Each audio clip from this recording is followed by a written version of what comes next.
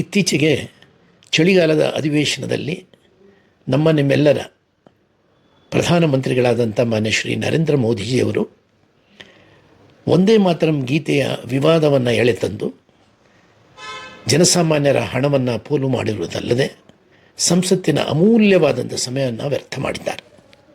ಇದರಿಂದ ಹಲವಾರು ಕುತಂತ್ರಗಳು ಅಡಗಿದೆ ಅಂತ ನಾನು ಭಾವಿಸ್ತೇನೆ. ಈ ದೇಶದ ರಾಜಧಾನಿ ದೆಹಲಿಯಲ್ಲಿ ಬಾಂಬ್ ಬ್ಲಾಸ್ಟ್ ಆಗಿರೋದ್ರ ಬಗ್ಗೆ ಯಾವುದೇ ವಿರೋಧ ಪಕ್ಷಗಳು ಧ್ವನಿಯನ್ನು ಎತ್ತಬಾರದೆಂಬ ಒಂದು ಕುತಂತ್ರ. ಅಕಸ್ಮಾತ್ ಇದರ ಬಗ್ಗೆ ಚರ್ಚೆ ಆಗಿದ್ದರೆ ದೇಶದ ಪ್ರಧಾನಮಂತ್ರಿ ಹಾಗೂ ಗೃಹ ಮಂತ್ರಿಗಳ ರಾಜೀನಾಮೆಯನ್ನು ಕೇಳುವಂತಹ ಒಂದು ಪ್ರಸಂಗ ಎದುರಿಗೆ ಬರುತ್ತೆ. ಸಂಸತ್ನಲ್ಲಿ ಅವರ ರಾಜೀನಾಮೆಯನ್ನು ಕೇಳುತ್ತಾರೆ ಅನ್ನೋಂಥ ಒಂದು ಕುತಂತ್ರ ಇದರ ಹಿಂದೆ ಅಡಗಿದೆ. ಹಾಗೆ ಇತ್ತೀಚೆಗೆ ನಡೆದಂಥ ಪೆಹಲ್ಗಾಮ್ ದಾಳಿ, ಈ ದೇಶ ಕಂಡರಿಯದ ಇಂತಹ ಒಂದು ಭೀಭತ್ಸ ಕೃತ್ಯ. ಆ ಒಂದು ಭಯೋತ್ಪಾದಕರು ಎಲ್ಲಿಂದ ಬಂದರು? ಅವರ ಕುಟುಂಬದವರ ಮುಂದೆ ಅವರನ್ನು ಕೊಂದು ಮೆರೆದಂಥ ನಿರ್ದಯಿ ಆ ಭಯೋತ್ಪಾದಕರು ಎಲ್ಲಿಂದಾದರೂ ಬಂದರು. ಬಂದ ನಂತರ ಅವರು ಎಲ್ಲಿಗೋದ್ರು? ಇದರ ಬಗ್ಗೆ ಏನು ತನಿಖೆ ನಡೀತಿದೆ? ಆ ತನಿಖೆ ಯಾವ ಹಂತದಲ್ಲಿದೆ?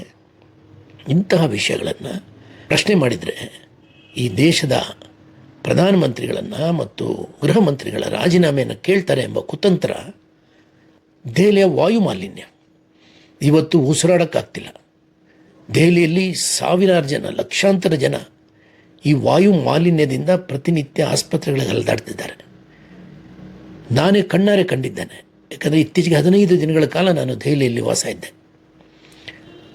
ಕಳೆದ 11 ವರ್ಷದಲ್ಲಿ ಸನ್ಮಾನ್ಯ ಪ್ರಧಾನಮಂತ್ರಿಗಳು ದೇಶದ ರಾಜಧಾನಿ ದೆಹಲಿಯಲ್ಲಿ ಈ ವಾಯು ಮಾಲಿನ್ಯದ ಬಗ್ಗೆ ತೆಗೆದುಕೊಂಡಂಥ ನಿರ್ಧಾರಗಳೇನು, ಕ್ರಮಗಳೇನು, ಬೇರೆ ಯಾವುದೇ ಇಂತಹ ಪ್ರಶ್ನೆಗಳನ್ನು ಕೇಳಬಾರ್ದೆಂಬ ಮತ್ತೊಂದು ಕುತಂತ್ರ ಇದರಿಂದ ಅಡಗಿದೆ ಅಂತ ನಾನು ಭಾವಿಸ್ತೇನೆ.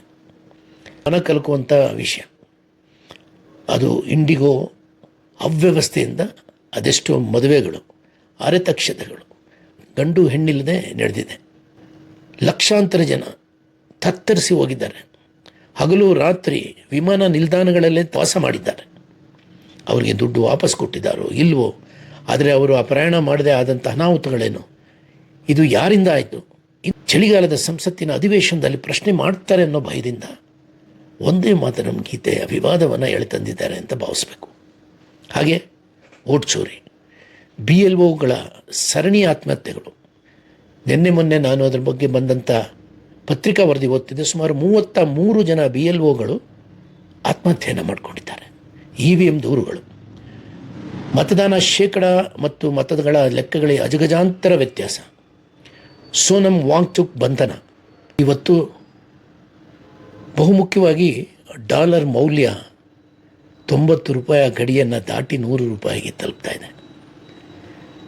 ಈ ರೂಪಾಯಿ ಮೌಲ್ಯ ದೇಶದ ಇತಿಹಾಸದಲ್ಲೇ ಮೊಟ್ಟ ಮೊದಲ ಬಾರಿಗೆ ಇಷ್ಟು ಕೆಳ ಹಂತಕ್ಕೆ ತಲುಪಿದ್ದು ನಾವ್ಯಾರೂ ಕೇಳಲಿಲ್ಲ, ನೋಡಿಲ್ಲ.